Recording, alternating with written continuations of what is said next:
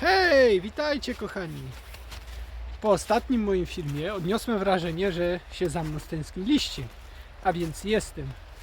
Wracam z kolejnym filmem. Tym razem obiecuję, że nie będzie on taki nudny jak poprzedni. Ale jak już zdążyliście zauważyć, znajduję się w lesie.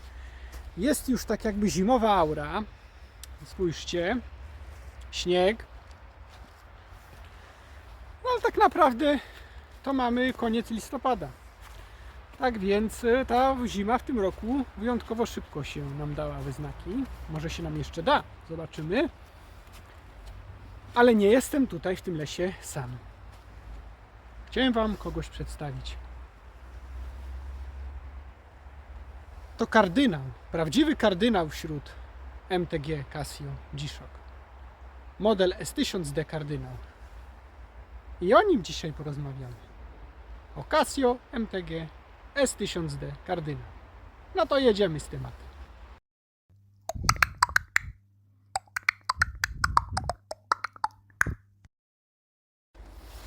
Na wstępie chciałbym serdecznie podziękować mojemu najlepszemu kumplowi od zegarków, Marcelemu, za udostępnienie tego świetnego zegarka do tego oto testu. Marceli, jesteś wielki. Duży szacun.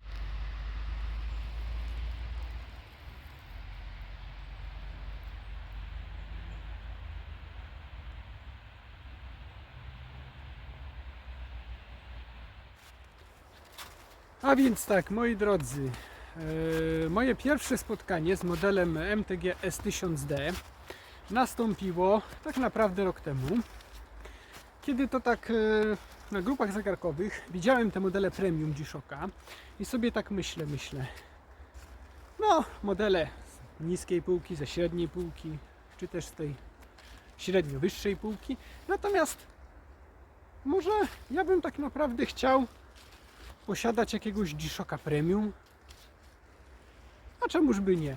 No i początkowo urzekł mnie model B1000. Piękny, w ogóle fajny, też w tej kardynalskiej pięknej czerwieni. Natomiast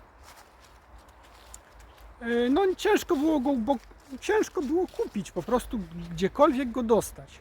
No i jeszcze wtedy tak z tej Japonii się mniej tych zegarków na rynku przewijało. Były bardziej te nasze rodzime zegarki krajowe, więc tak sobie myślę, to ja poczekam, może się coś trafi, już nic na siłę, wiadomo, nie są to też tanie pieniądze, taki zegarek. A właśnie mnie interesowały bardziej te modele starsze G-Shocka. Nie chciałem tych najnowszych, tych nowości, bo jakoś tak, nie wiem, ale nie miały w sobie tego czegoś. Każdy wie i każdy to zrozumie, kto jest kolekcjonerem. No i po pewnym czasie doszłem do wniosku, że model B jest jednak dla mnie za mały. No bo wszyscy tak na tych forach mówili, na tych grupach, że jednak on jest mały. Ja osobiście nie miałem go nigdy na ręku, żeby stwierdzić rozmiaru. Ja Wam pokażę oba zegarki, jak to wygląda na zdjęciu, za chwilę zobaczycie.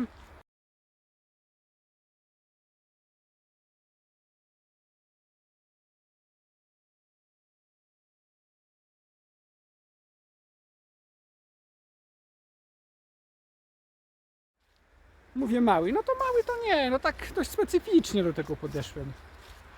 Ale później na OLX-ie trafił się model S1000D, właśnie w tej kardynalskiej, pięknej czerwieni. Tak naprawdę to kumpel z grupy mi go, jakby to powiedzieć, pokazał. Mówi, bierz.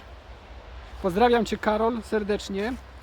Mówi, bierz ten model, póki jest, bierz go szybko.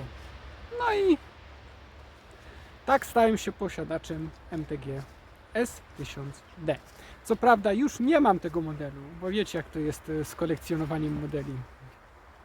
Coś się kupuje, coś się sprzedaje, no bo jest inny pomysł. Człowiek chce coś innego wypróbować, a nie ma nie wiadomo ile pieniędzy, żeby nie wiadomo ile mieć tych zegarków. Wiadomo, coś trzeba poświęcić, żeby coś nowego nabyć. Ale dobrze, kochani, starczy tego ględzenia. Właśnie teraz chcę Wam przedstawić, jak ten zegarek wygląda. Zobaczcie go. Krótka prezentacja, a później Porozmawiamy sobie o jego wadach, zaletach. No i oczywiście za chwilę Wam pokażę porównanie wielkości co do modelu G1000, który jest większy. Jak mówiłem, chciałem Wam właśnie porównać wizualnie wielkości tych zegarków, czyli naszego kardynała S1000D oraz G1000.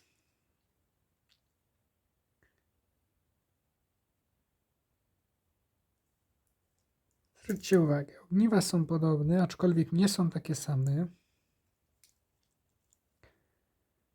Może one wyglądają wielkością podobnie, natomiast ten jest dużo, tak jak powiedziałem. Tego jest też nie widać na pierwszy rzut oka, ale trochę jednak widać. Zwróćcie uwagę, jaka jest grubość tego zegarka.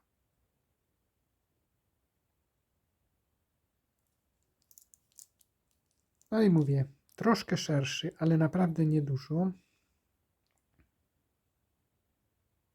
Na pewno wygodniejszy jest kardynał. Ale ten zegarek również ma coś w sobie i o nim też będzie film. Zwróćcie uwagę, że jeszcze śpi. Śpioch. Oszczędza akumulator. Żeby go wybudzić, potrzebny jest jakiś ostry błysk światła. Ale nie będziemy tego robić. Szkoda akumulatora. Natomiast jeśli chodzi o ten zegarek, o kardynała, to ten zegarek nie zasypia, tak jak inne G-Shocki. Ten zegarek dopiero po 7 dniach, dopiero wtedy zasypia. I zasypia w taki sam sposób jak ten. Czyli wskazówka sekundowa staje na godzinie 12. Natomiast godziny są odliczane. Dlaczego to jest tak zrobione akurat w modelu S1000? Nie wiem, co miał producent na myśli tak robiąc. Natomiast jest jeszcze jedna fajna ciekawostka. W innych zegarkach MTG wskazówka sekundowa chodzi, odliczając czas. Na przykład odliczy 10 sekund, po czym wskazówka minutowa przesunie się o jakiś tam malutki zakres.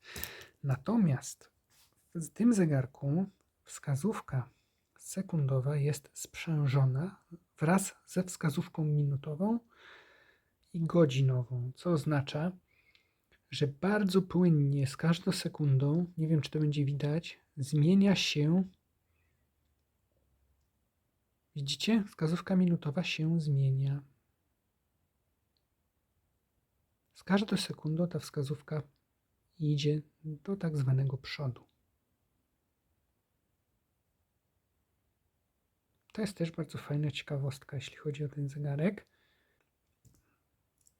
Natomiast w tym zegarku ta wskazówka po jakimś okresie, już dokładnie Wam nie powiem, czy 10, czy mniej sekund, ale wskazówka minutowa przeskakuje skokowo. Tak po prostu skokowo. Co ileś sekund. W tym modelu wskazówka sekundowa jest sprzężona ze wskazówką minutową, jak również godzinową, czyli po prostu chodzi to płynnie. Bardzo płynnie to chodzi. No i co za tym idzie, datownik również jest, ten datownik, który pokazuje palcem, również jest sprzężony z tymi oto wskazówkami. Tak więc zmiana daty nie następuje automatycznie o północy, ale powolutku zostaje, jak to mówię, już prawdopodobnie po godzinie 10 w nocy, powolutku zostaje przesuwana ku dacie dnia następnego. Tak to akurat wygląda w tym zegarku. Czyli tak jakby mechaniczny był, tak? Chociaż tak nie do końca. Ale coś tak na ala mechanika, że tak powiem.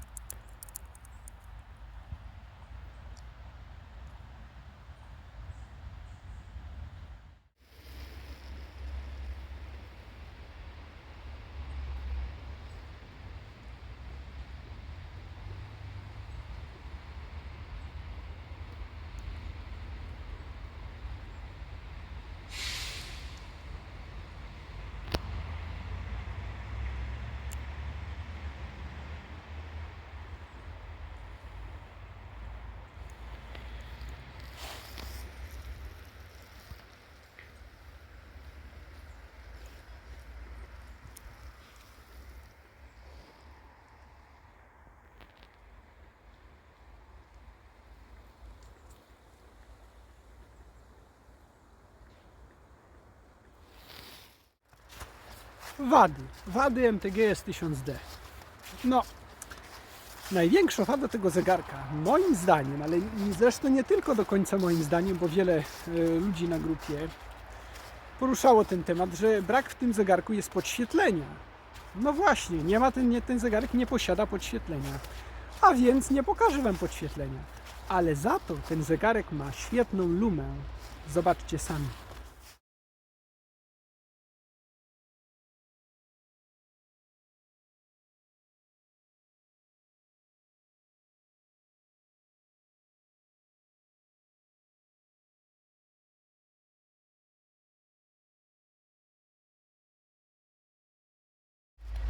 Jakie jeszcze ten zegarek posiada wady? No, moi drodzy, przede wszystkim jest to zegarek stalowy, nie? Stalowy MTG, czyli stalowy, no, ryski wiadomo, no, jakieś biurkowe ryski, jakieś ryski od używania, nie?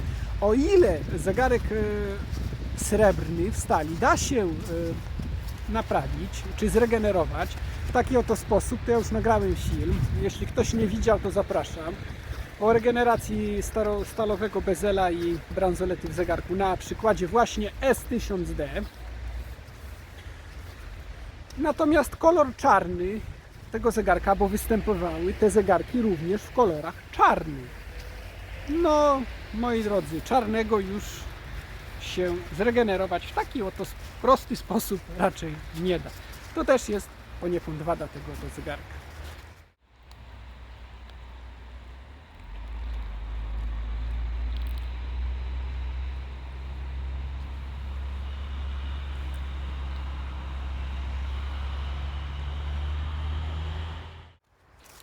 Wady,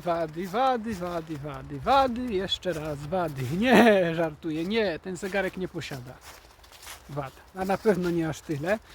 Natomiast jeśli chodzi o serię tych zegarków, zwróćcie uwagę, zegarek stalowy stricte, tak? Ale co robi to tworzywo na bokach? Ciekawe, co? Bo tak, stalowy dekiel, stalowy bezel, stalowa bransoleta, stalowe mocowania, a tworzywo na bokach. Czy nie sprawia to wrażenie delikatnej, jednak takiego niesmaku, co? Takiego delikatnego niesmaku, że tak powiem, co? No bo tak na pierwszy rzut oka, no stricte stal, ale tak z boku tworzywo, nie? Ale słuchajcie, moi drodzy, wszystko jest ok, ale to jest zegarek za grube pieniądze. No właśnie. I to może być też traktowane poniekąd u jakichś kupujących, że może to być wadą. Ale powiem Wam, że głównie w starszych modelach, bo w tych nowszych modelach, o ile koperty są z tworzyw, to już są tak bardziej zamaskowane, że aż tak bardzo w oczy nie rzucają, jak akurat w tych modelach. No, zwróćcie uwagę sami, jak to wygląda. Ja nie mówię, broń Boże, bo mi to nie przeszkadza, ale może się znaleźć ktoś, komu będzie to przeszkadzać. No niestety. To też możemy jako wadę jakąś tam drobną zaliczyć, nie? Chociaż niekoniecznie.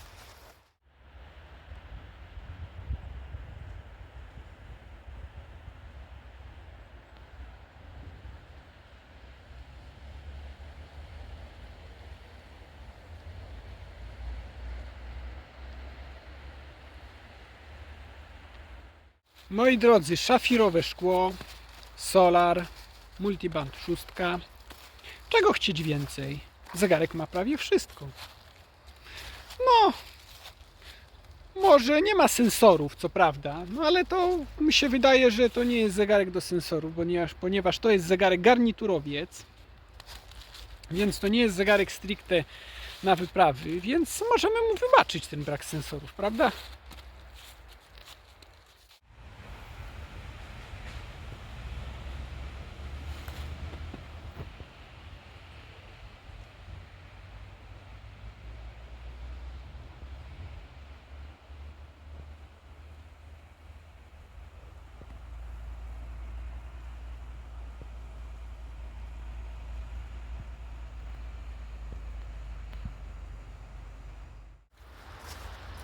Zalety, a jakie zalety, tak? No bo będziemy o samych wadach mówić.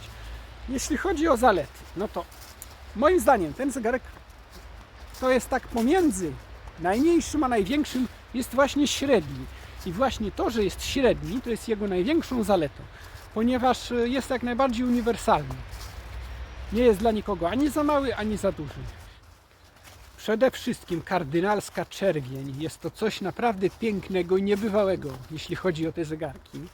No i ta kardynalska czerwień nie występowała tak naprawdę tylko w modelu S1000D, jak również występowała w innych modelach MTG. Oczywiście wszystkie te zegarki mają tak zwany przydomek kardynała. Jak powiedziałem wcześniej, zegarki te występują również w kolorze czarnym, znaczy chodzi o, że stal jest ciemna. No wtedy nie wiem, wypadałoby mówić na nie ksiądz. Nie wiem, to jest tylko moja prywatna sugestia. I mówię to pół żartem, od razu. Po prostu chcę, żeby był ten odcinek na wesoło. A jak sądzicie, jak nazwać wersję niebieską, taką jak mój model G1000D? Jak go nazwać? Nie wiem, napiszcie w komentarzu, jeśli macie pomysły. Jeśli chodzi o te nasze duszpasterskie przezwiska. Zaletą z zegarków z serii MTG jest to, że one, mimo że są stalowe, to nie wiem, czy zauważyliście to, mają pod spodem, akurat w przypadku kardynała czerwone, takie plastiki. W przypadku innych wersji kolorystycznych są one niebieskie, jak i czarne. Ale po co są te plastiki?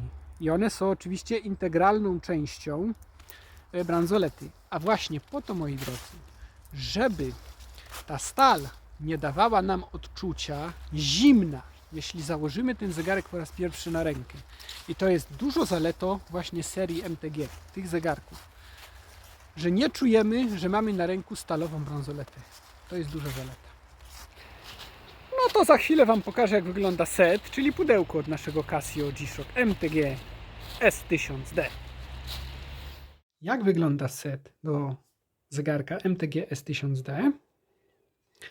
No właśnie w taki oto sposób. No jak standardowy set od zegarka G-Shock Premium. No jest trochę podniszczony, bo wiadomo, to jest akurat z wersji japońskiej. Nawet mamy hologram. Co ciekawe, pierwszy raz spotkałem się z hologramem na tego typu pudełku. Głównie używane zegarki w wersjach japońskich przychodziły w pudełkach bez hologramu. No tu też coś pewnie było, ktoś coś zerwał, no ale to już nieistotne. Czyli tak, standardowo pudełeczko zawiera mniejsze pudełeczko oraz te fajne takie a la skóra, drewno, pudełeczko, które tak naprawdę nie jest drewna.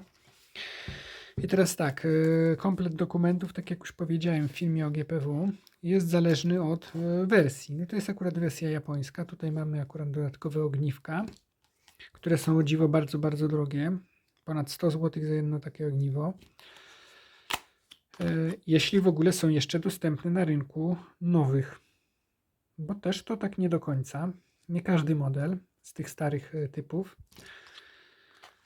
Jeśli chodzi o zawartość tego pudełeczka a la instrukcja, no to jak mówi wersja japońska, mamy japoński. Oczywiście japoński. No i instrukcja obsługi, niestety po japońsku, w całości po japońsku. Także nie poczytamy, niestety.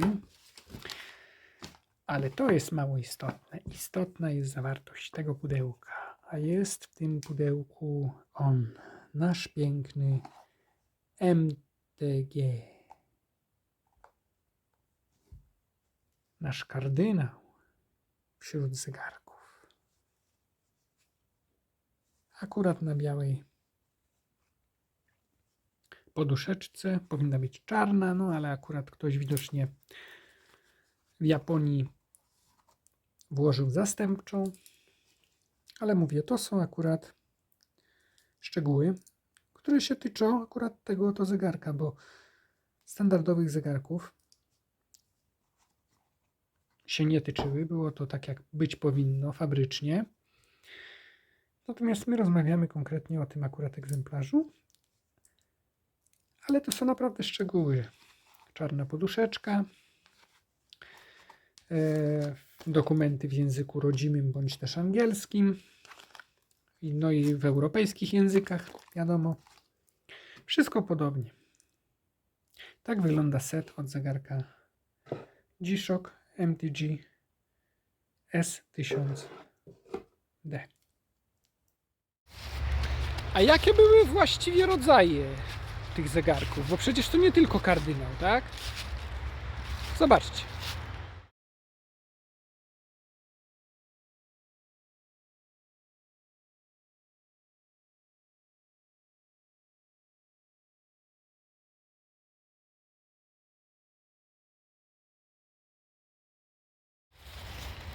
A jaki ten zegarek tak naprawdę posiada wymiary?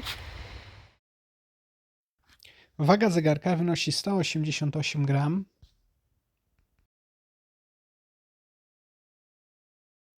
Szerokość koperty od ucha do ucha wynosi 58,6 mm.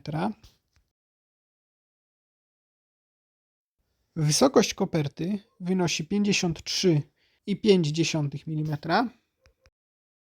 Grubość koperty wynosi 15,5 mm.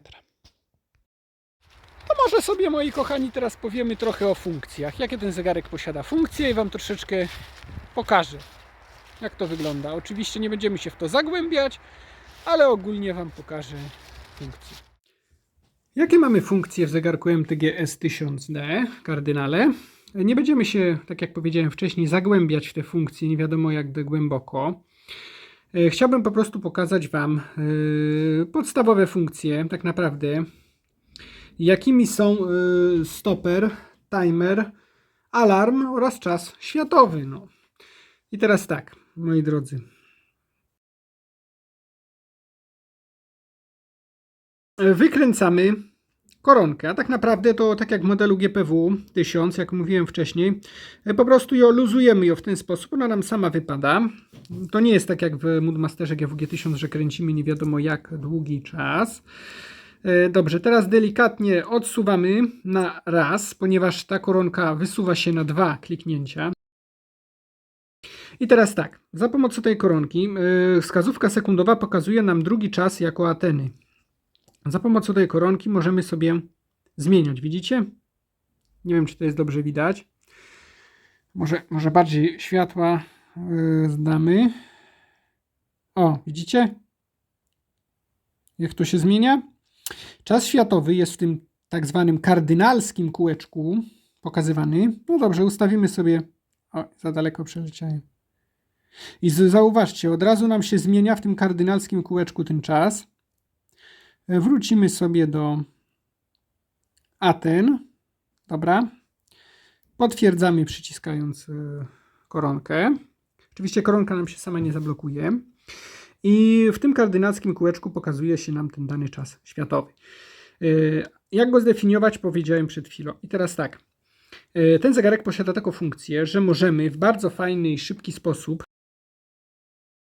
Główna tarcza wskazuje nam czas aktualny dla naszej zdefiniowanej strefy czasowej. Jeżeli natomiast chcemy zamienić czas światowy z naszym czasem, w którym się znajdujemy, po prostu przytrzymujemy górny prawy klawisz bardzo długo, znaczy długo, no tak z kilka sekund. Widzicie, co się dzieje? Zmieniło się. Miejscami po prostu, widzicie? W tym kółeczku kardynalskim czas mamy teraz nasz aktualny, a tutaj mamy czas Ateny na naszej głównej tarczy. Czyli w ten sposób działa mniej więcej czas światowy w tym oto zegarku. No nie chcę tutaj pisać rozprawki ani z Wami jakiegoś wykładu na ten temat, bo też nie chcę, żeby nie wiadomo ile ten film trwał, więc pokrótce chciałem Wam wyjaśnić, jak to mniej więcej działa. A więc dobrze, za chwilę przechodzimy do stopera.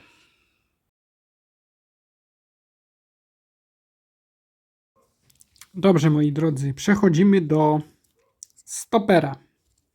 To może będzie, jak tak leży ten zegarek, to będzie najlepiej widać i ostrość będzie stała. Stoper jest w tym zegarku na tyle skomplikowany, że naprawdę można o nim bardzo, bardzo długo rozmawiać. Słuchajcie, klawiszem dolnym lewym, ponieważ górnego nie posiadamy w tym zegarku, przechodzimy do funkcji stopera, przyciskając go. I sobie zwróćcie uwagę, co się dzieje na kardynalskiej tarczy, jak wskazówki się nam ładnie na godzinie 12 ułożyły. I teraz tak, ta wskazówka biała odpowiadała, jeśli chodzi o czas światowy, za minuty, a czerwona za godziny, to teraz wskazówka biała odpowiada za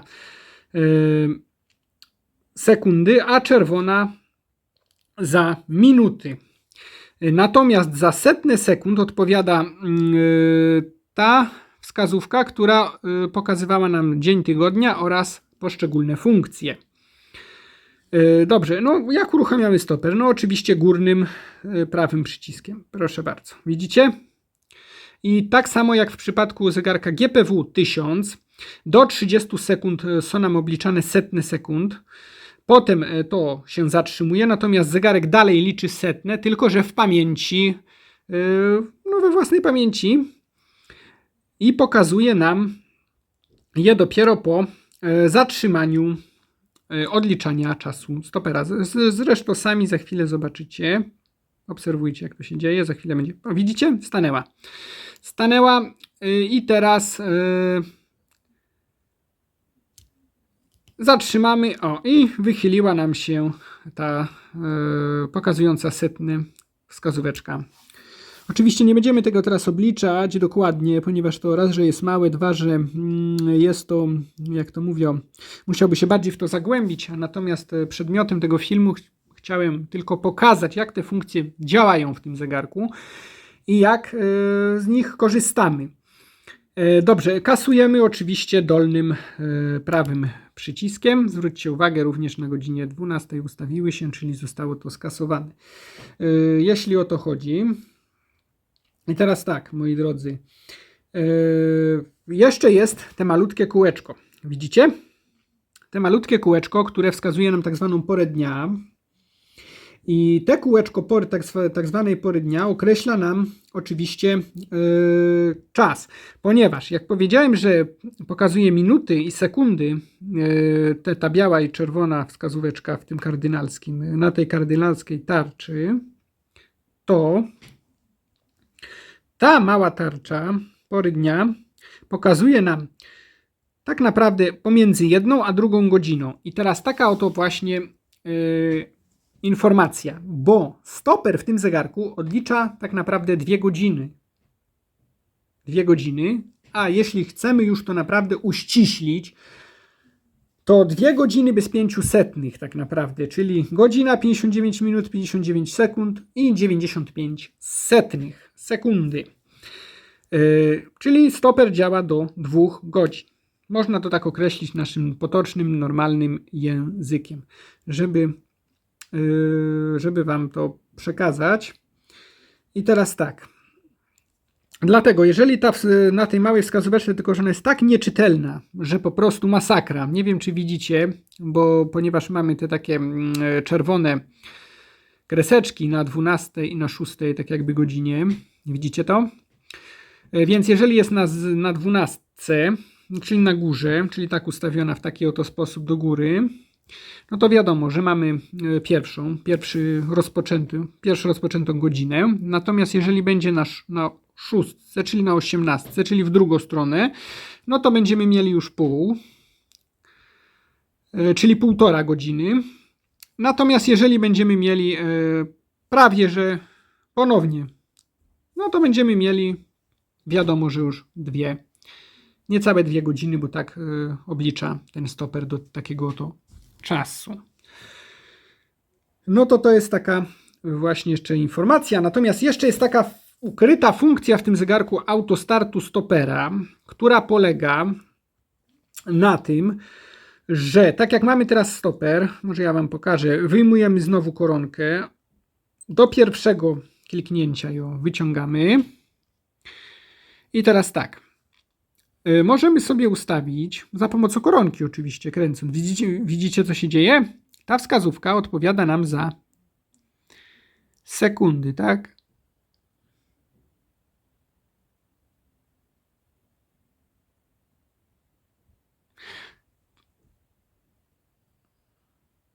Tak. A więc możemy sobie ustawić, z tym, że to jest tak jakby było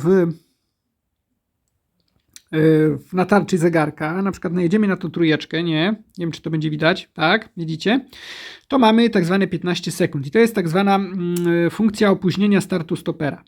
No dobra, potwierdzimy to, wyzerowało się, super. Możemy zabezpieczyć koronkę oczywiście, a więc tak, żeby tego użyć, wciskamy dolny prawy klawisz. I zobaczcie, zauważcie, że z powrotem nam ta wskazówka ustawiła się tak jak przedtem była ustawiana. I teraz tak. Oczywiście start stopera to górny prawy klawisz, ale zauważcie, co się dzieje. Stoper nie ruszył, lecz tak jak timer odlicza czas wstecz. No a teraz mamy te wskazówki minutowe, które nam zasłaniają akurat, ale zobaczcie, co się zdarzy. Jak dojedzie to na równo, oczywiście stoper ruszy. Widzicie? Stoper ruszył. No i ponownie stoper zatrzymujemy w taki oto sposób i kasujemy go również w taki oto sposób. Czyli standardowo jak to w zegarku. Natomiast jakbyśmy chcieli normalnie wystartować stoper, no to normalnie już startujemy, a jeżeli kasujemy tym, a jeżeli będziemy chcieli użyć ponownie funkcji opóźnienia, no to po prostu jej użyjemy. I jeszcze jest taka ciekawostka. No i oczywiście przyciskając ponownie możemy nie używać tej funkcji. O ile możemy opóźnić ten stoper? Możemy ten stoper opóźnić tak naprawdę do 120 minut, czyli do 2 godzin. Ale oczywiście tak nie do końca, bo do 119 minut i 59 sekund, czyli o to 1 sekundę zawsze mniej niż jak to było w przypadku normalnie, że stoper odlicza do prawie 2 godzin bez 5 setnych, tak tutaj akurat można opóźnić do 2 godzin bez 1 sekundy. No i tyle, co chciałem powiedzieć na szybko na temat stopera.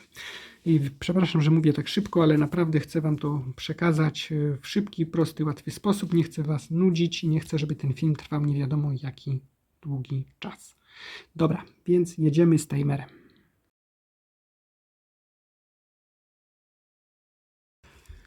Dobrze, moi drodzy, jeśli chodzi o timer, ja tutaj specjalnie przez chwilkę czasu poczekałem, żeby nam się ta kardynalska tarcza odsłoniła, żeby ta wskazówka minutowa nam odsłoniła poniekąd tą tarczę, przynajmniej w górnej jej części. Więc teraz tak, moi drodzy. Przechodzimy oczywiście klawiszem dolnym lewym przez funkcję do funkcji timera. Poczekamy, niech się nam ustawią te wskazówki. Ja tu ustawiłem wcześniej timer na 5 minut, ponieważ teraz wskazówka czerwona to są minuty, wskazówka biała to są sekundy. Ja tu ustawiłem to na 5 minut, a więc zobaczcie, no oczywiście standardowo, tak jak stoper, ruszamy górnym prawym. Widzicie? Timer nam odlicza. Sekundy wstecz, minuty do minuty oczywiście również wstecz, ale nie będziemy tutaj czekać, nie wiadomo ile, aż się to odliczy, bo tu nie o to w tym chodzi. Dobrze, zatrzymujemy górnym prawym i dolnym prawym zerujemy oczywiście na poprzednio ustawionej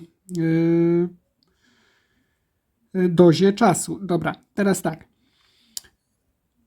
Jak zmienić? Na przykład nam nie odpowiada nam 5 minut. Chcemy na przykład ustawić go na minutę, nie wiem, czy tam na przykład na 2. No to oczywiście zwalniamy koronkę, wysuwamy ją do pierwszego kliknięcia. No i za pomocą, widzicie, posuwamy go, ten czas, do tyłu. Znaczy się do przodu w tym momencie, bo mamy już prawie 10 minut. Dobra, ale jak powiedziałem, że 2 minuty, no to jedziemy w drugą stronę, w przeciwnym kierunku. No, myślę, że teraz będą 2 minuty. Wciskamy, bo to też nie wiem, tak jest nie do końca widać na tym nagraniu. Natomiast jak ja się jeszcze patrzę dokładnie, to jak ja będę widział, to wy nie będziecie widzieć. Więc nie chcę już teraz dochodzić tego tak na 100%. Dobra. Blokujemy koronkę normalnie, żeby... No i startujemy oczywiście. Widzicie, górnym prawym. zatrzymujemy, no i zerujemy go z powrotem na wcześniej ustawionym przez nas czasie, który miał być obliczony wstecz. Dobra. Jeszcze z takiej informacji, że timer działa tak naprawdę od 1 sekundy do 120 minut, czyli do 120 minut wstecz. Oczywiście jeszcze te kółeczko pory dnia, które jest teraz już zakrywane przez naszą minutową wskazówkę czasu, również nam pokazuje zakres pomiędzy tymi 120 minutami, czyli 2 godzinami. No oczywiście, tak jak powiedziałem to wcześniej, jeżeli jest ustawiony na górze, no to zaczynamy, nie? Zaczynamy pierwszą godzinę. Na dole, czyli na tak jakby 6 godzinie, no to mamy 1,5, no i wiadomo, no już wiecie, o co mniej więcej mi się wydaje chodzi. Co Wam chcę też przekazać. No to tyle by byłoby na temat timera. I jeszcze chciałem Wam powiedzieć o alarmach.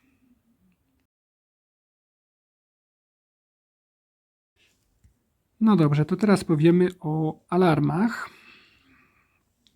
Jesteśmy w tym trybie timekeepingu, czyli pokazywania czasu. Oczywiście na kardynalskim kółeczku mamy czas światowy, na naszej głównej tarczy mamy czas aktualny dla naszej strefy czasowej, w jakiej się teraz znajdujemy. No i teraz tak. Przechodzimy dolnym lewym do alarmów. Na razie to nie, też nie. Teraz do alarmów. I teraz tak, żeby to potwierdzić, no to oczywiście potwierdzamy to górnym prawym przyciskiem. I mamy też alarm on włączony. No i oczywiście ten alarm będzie nam działał. Jeżeli chcemy zdefiniować, czyli zmienić ten alarm na inny czas, no to odkręcamy koronkę, pykamy go do pierwszego pyknięcia. No i zobaczcie, pokręcając koronką zmieniamy czas alarmu. Poprzez minuty zmieniają się nam również godziny, nie? O, a jak dłużej pokręcimy, no to dłużej nam się... O, ale my ustawimy sobie na przykład 3 w nocy, tak? Dobra, o. I potwierdzamy zawsze. I ja to najlepiej blokuję, żeby mi się to nie myliło. I w taki oto też sposób to wygląda. No i dobra, no i wychodzimy do naszego timekeepingu. W tym momencie pokazuje nam się czas światowy.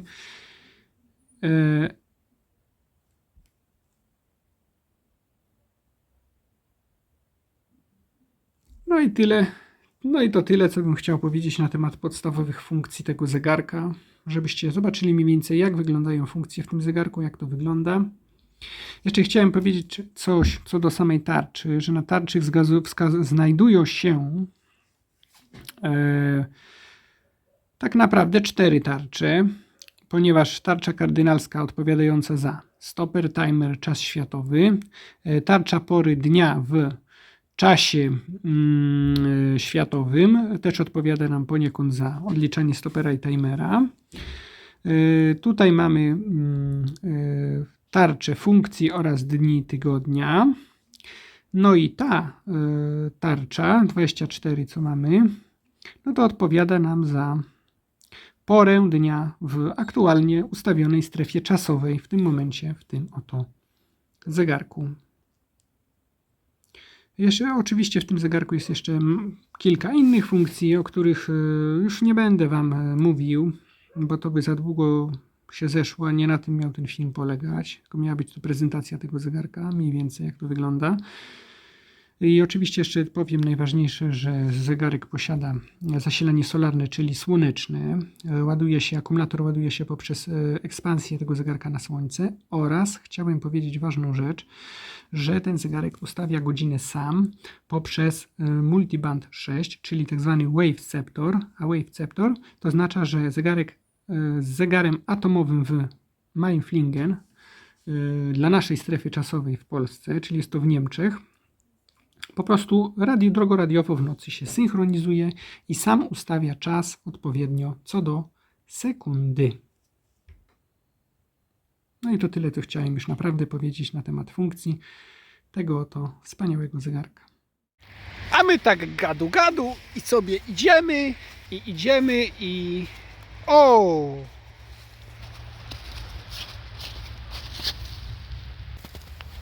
Znaleźliśmy kardynała. Jakiego pięknego kardynała. Jaki z tego wniosek? Muszę się częściej wybierać do lasu i nagrywać dla Was filmy o zegarkach. Pozdrawiam Was serdecznie i do następnego filmu. Hej, trzymajcie się.